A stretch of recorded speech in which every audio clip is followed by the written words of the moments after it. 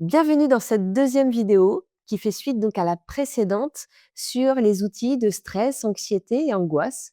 Dans la vidéo précédente, on avait vu les outils en crise et là, on va voir les outils hors crise.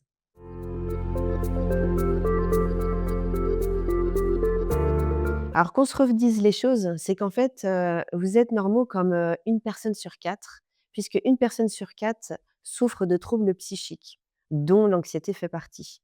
37 se disent même souffrir d'anxiété. Et concernant le stress, eh bien, on a 1 personne sur 2 qui se dit stressée.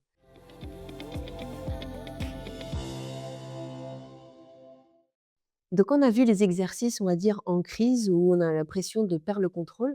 Là, je vais vous proposer des exercices où on a plutôt un état latent d'anxiété ou de stress, ou tout simplement où on ne sait pas définir, mais on ne se sent pas super bien. Alors pour cet exercice, je me suis assise, c'est plus facile d'être allongée. C'est la méthode de Jacobson. Jacobson, c'est un médecin, on l'appelle soit le contracté relâché ou la méthode de Jacobson. Donc là, l'idée, c'est de, apprendre à relâcher le corps. Donc, vous pouvez faire cet exercice, par exemple, avant de vous endormir le soir ou par exemple, vous avez été, speed et vous dites: «Bah, là, maintenant, j'ai envie d'être un peu plus détendu, d'être cool et puis j'arrive pas à me détendre». Eh bien, ça, c'est un exercice tout simplement pour ressentir la détente dans le corps. Là, je vais vous présenter la manière, raccourcie, 3 minutes, rapidement. Maintenant, vous pouvez aller, découvrir cette méthode-là, il y a, plein de documents qui y font référence. Alors là, vous êtes allongé.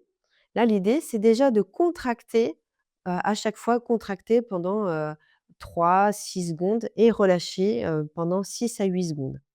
Et ensuite, la troisième phase, c'est on observe les changements. Donc par exemple, je commence, je contracte les mains et les bras. Je contracte à fond, donc ça pendant, quelques secondes, 6 secondes maximum et ensuite je relâche et là j'observe peut-être la chaleur, la lourdeur, mes bras sont un petit peu plus lourds. J'observe ce qui se passe dans mon corps.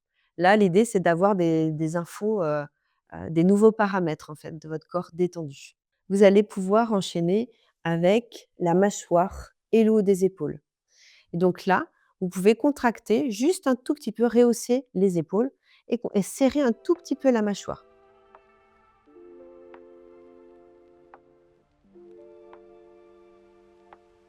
Et ensuite, vous relâchez et vous observez ce qui se passe. Il n'est pas nécessaire de contracter à fond comme ça ou de serrer à fond. Là, en tout cas, l'idée, c'est juste d'avoir l'intention. Ensuite, on va passer par le ventre et là, on peut tout simplement rentrer le ventre. On contracte, on essaie de resserrer le ventre, le périnée aussi, 6 secondes à peu près.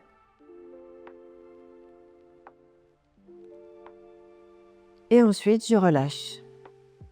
Et là, je peux observer peut-être, tiens, justement, la respiration, elle est peut-être plus libre. Je prends le temps d'observer ce qui a changé. OK. Et ensuite, on va faire les cuisses, les mollets. Et donc là, on va contracter à fond les cuisses, les mollets. On peut peut-être tendre les orteils et les pieds. Et on contracte pendant 6 secondes.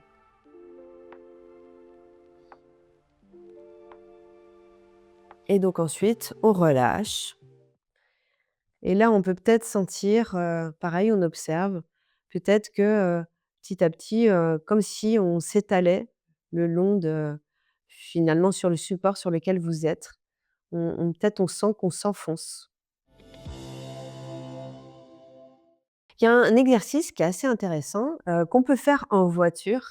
Alors c'est plus facile en vrai l'hiver parce qu'on ne vous voit pas, mais on peut aussi complètement assumer. C'est-à-dire que c'est, juste de chanter et l'idée, eh bien, c'est de tenir la note. Donc vous choisissez, ce que vous voulez, du Adèle, du Véronique Sanson, ce que vous voulez. Là, l'idée, c'est juste de pouvoir maintenir, un son, et c'est ça qui va permettre à la fois d'expirer et a priori, ça c'est un peu moins, c'est un peu plus controversé, mais il y a comme une petite résonance, une petite vibration qui permettrait aussi de relâcher un petit peu tout le corps. Donc juste, on chante, voilà et si vous aimez ça, en plus, bah, vous allez fabriquer de la sérotonine, et ça, c'est intéressant. Alors la sérotonine, c'est juste l'hormone du, plaisir et du bonheur, Donc ça permet de relâcher vraiment naturellement, le corps et de manière générale, vous pouvez aussi écouter un podcast, d'un humoriste, par exemple, rire 5 minutes. C'est sûr que ça va permettre aussi de relâcher vraiment le corps. Que ma fille, m'a fait penser en fait à une situation, bien précise, c'est, justement, quand on est à la maison et qu'on se sent pas très bien et souvent c'est un peu le reflet de l'anxiété où on a du mal à passer à l'action. On se culpabilise de pas bouger et en même temps, on a du mal en fait, à passer, à l'action ou pas savoir quoi faire. Et bien là, c'est vraiment de se jeter à l'eau. Vous allez pas avoir le truc parfait, n'attendez pas le moment parfait. Juste commencez par un petit truc. Juste peut-être, un petit mouvement ou quelque chose que vous aimez faire. Ça peut être, juste de ranger un petit truc, et ça entraîne un autre mouvement ou alors complètement changer, d'environnement, aller marcher. On sait que le vert, on n'explique pas encore pourquoi, mais de pouvoir voir du vert, ça a un impact aussi sur, notre santé mentale. Donc vous balader dans les espaces verts, ça, c'est aussi intéressant. Si vous avez une forêt, c'est encore mieux. Ça, c'est quelque chose d'important et je vous l'ai déjà dit dans la vidéo sur le microbiote aussi, c'est que le sport, c'est vraiment important et parfois, eh bien, la procrastination, c'est aussi peut-être, des fois des émotions qu'on bloque, mais du coup, on bloque tout le système et l'émotion, on y reviendra peut-être dans une vidéo prochaine, l'émotion qui bloque souvent tout, c'est avant tout la colère et donc la colère, eh bien, elle se vide par, notamment le mouvement, la respiration ou le mouvement. Donc si vous cumulez en plus une activité sportive qui est source, c'est top. Par exemple, ma fille, elle va faire du basket et elle va le mettre des paniers. Ça peut être un exemple tout simple. Alors, il y a un autre exercice qui est assez intéressant, c'est la balance du stress. Le stress, c'est quoi? C'est la différence entre, c'est un déséquilibre entre, les contraintes qu'on m'impose ou que je m'impose et les ressources que j'ai pour y faire face. La balance du stress, c'est un outil de rationalisation du stress, pour y voir un peu plus clair, en fait. Parce que comme on l'a dit, le stress fait que tout s'embrouille un petit peu. Donc là, on va poser les choses. C'est-à-dire, dans les contraintes, on va noter, quelles sont les contraintes? C'est le facteur temps. J'ai par exemple, pour ce projet, j'ai pas assez de temps. OK. Je dois rendre un rapport, détaillé. OK, c'est ça les objectifs. Heu et puis quand on a écrit ça, on se dit: «Bah, tiens, est-ce que c'est vraiment les objectifs que je me suis mis? Est-ce qu'ils sont si clairs que ça?» Et là, c'est intéressant d'aller reposer la question à son manager ou même si c'est un travail à rendre à l'école, c'est peut-être de recibler, de bien reformuler l'objectif. «Attends, est-ce ce que tu m'as demandé, est-ce que c'est ça? C'est ce niveau d'exigence-là? Ou finalement ça peut être est-ce que ça suffit?» Et là, vous allez peut-être être surpris parce que peut-être que vous faites de la surqualité et ça, c'est intéressant de le savoir. À l'inverse, ça peut être aussi de regarder, eh bien, vos ressources. Ça va être justement, heu, est-ce que j'ai de l'expérience sur ce sujet? Est-ce que j'ai été formée sur ce sujet? Est-ce que j'ai le temps aussi sur ce sujet? Est-ce que j'ai des soutiens? Est-ce que j'ai des collègues qui peuvent m'aider? Et là, ça permet aussi d'aller augmenter peut-être pour rééquilibrer, augmenter les ressources. Donc soit on diminue les contraintes, soit on augmente un petit peu les ressources. Et donc dans augmenter les ressources, je vais peut-être demander de l'aide à un ami. Vous êtes beaucoup à ne pas demander, ne pas savoir demander de l'aide. Et pourtant, quand vous demandez de l'aide, vous permettez à l'autre d'avoir de la satisfaction de pouvoir aider. Et donc, vous permettez à quelqu'un d'autre d'augmenter son estime de lui. Parce qu'en plus, vous allez lui dire merci. Ça, c'est très intéressant. Une autre ressource qui est possible, eh bien, c'est le temps.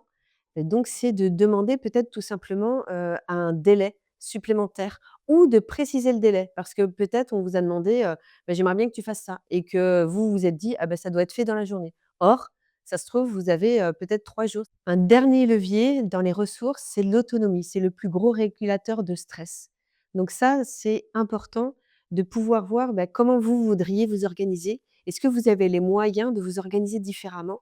Et peut-être demander cette autonomie dans, sur un certain sujet, par exemple. Donc la balance du stress, ça peut être utilisé, vraiment pour, de façon pragmatique, comment je peux agir face à mon stress au travail ou à l'école. Souvent, quand on est anxieux, on se fait, des plans A, B, C, D, E, F et plus si affinité. Et donc dans ces plans d'action, souvent, on se rend compte qu'on élabore tout ça, comme un plan de bataille. Bon, bah, s'il me dit ça, je fais ça, je lui dis ça.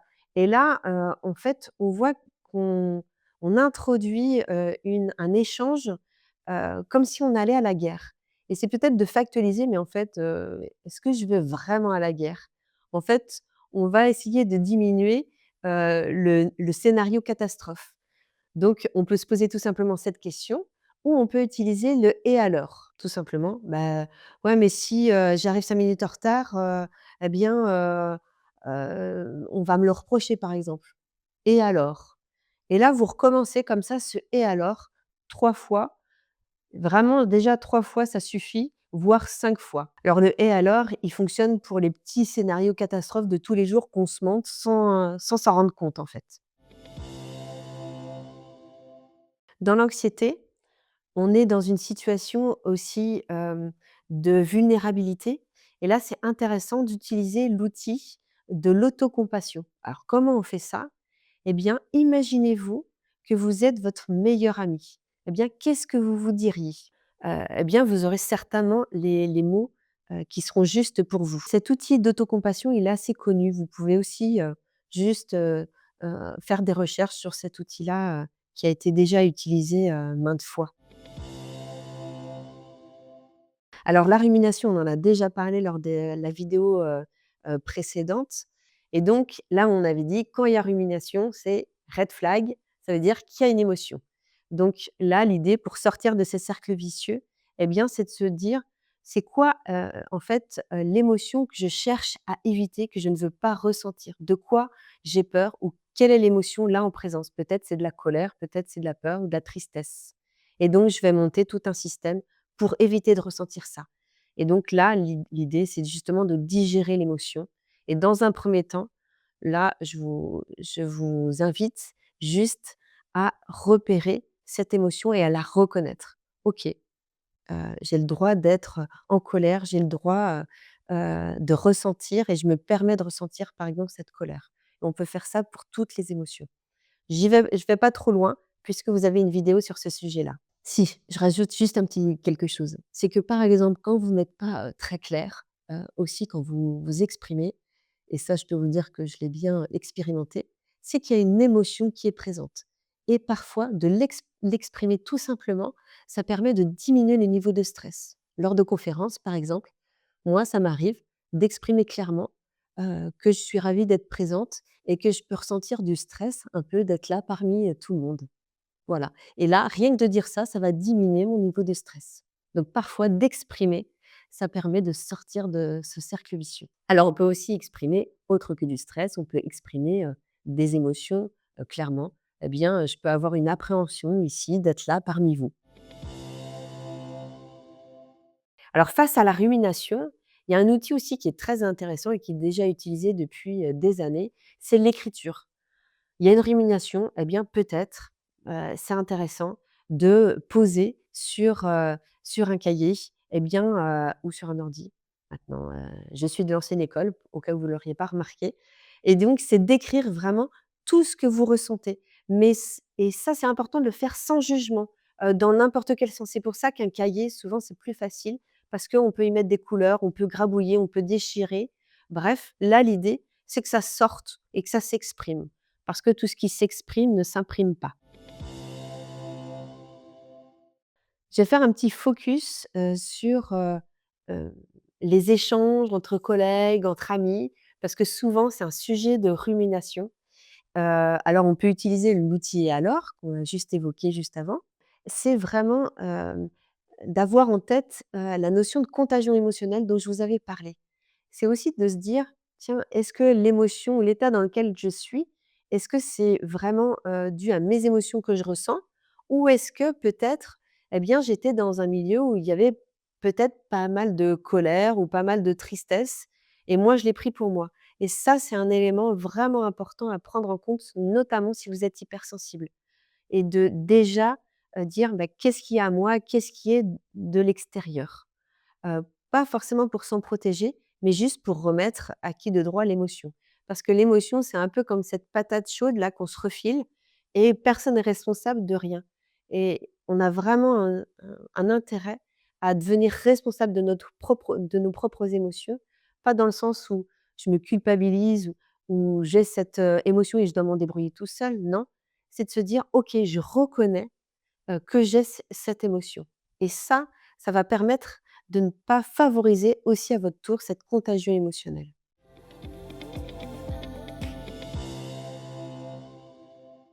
Donc on a plein d'outils, pour arriver à être moins stressé, moins anxieux et peut-être, justement pour être heu, plus détendu, justement, c'est ça l'objectif, hem et peut-être que petit à petit vous allez, vous dire: «Bah, en fait, non, moi je veux pas être complètement détendu» et vous allez jauger, l'état vers lequel vous êtes bien et que vous souhaitez, aller et peut-être c'est finalement pas l'état de complète détente, parce que vous êtes pas à l'aise avec ça. Là, on va redire toujours la même chose, c'est-à-dire que si vous souhaitez modifier, votre état, ça nécessitera de modifier, des habitudes de vie et ça, c'est important. Parce qu'espérer des résultats différents en faisant la même chose, ça relève de la folie et ça, c'est pas moi qui l'ai dit, c'est encore une fois, c'est Einstein. Souvent, quand on est dans ces états-là, on se dévalorise. On se dit que, on n'est pas une personne très accomplie ou plutôt, vulnérable ou faible et malheureusement, oui, on met une connotation sur la faiblesse alors que, il y a une phrase justement que j'avais lue qui était que la crise, c'était une opportunité de croissance. C'est une opportunité de voir la situation sous un autre angle. Par exemple, les émotions, on peut le voir comme, quelque chose de comme une faiblesse, souvent c'est ce que j'entends. Moi aujourd'hui, je trouve que c'est une ressource, de développement personnel et c'est une ressource aussi qui lie à l'autre. C'est vraiment une ressource pour l'imagination, pour plein de sujets. Et aujourd'hui, je ne saurais pas faire autrement. Et ça, je l'ai appris grâce à ces états de justement de crise, de se dire: «Bah, l'opportunité c'est vraiment une opportunité de croissance». Alors merci d'être, resté jusqu'au bout. Pour nous, encore une fois, on a eu des petits soucis techniques, donc ça a été un petit peu laborieux. C'est un vrai plaisir pour moi de pouvoir, vous partager ces outils, donc n'hésitez pas à me dire en commentaire si vous avez pu les tester, si, ce que ça vous a apporté et si vous avez besoin de réajustement. Ce sera avec plaisir et on se revoit vite dans une prochaine vidéo.